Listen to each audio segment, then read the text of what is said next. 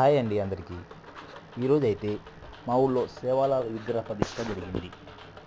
సేవాలాల్ అంటే మా బంజారాలు ఆరాధించే ఓ దైవం. మా బంజారాల ఉనికి గురించి పోరాడిన వ్యక్తిని మేము దైవంగా భావించి ప్రతి సంవత్సరం ఫిబ్రవరి నెలలో సేవాలాల్ జయంతి జరుపుకుంటాం. అయితే కొన్ని కారణాల వల్ల ఈరోజు మంచిదని విగ్రహ ప్రతిష్ట ఈరోజే చేశాం. ఫిబ్రవరిలో అయితే సేవాలాల్ జయంతి చాలా ఘనంగా జరపాలని అనుకుంటున్నాం. చూడండి ఎలా ఉందో.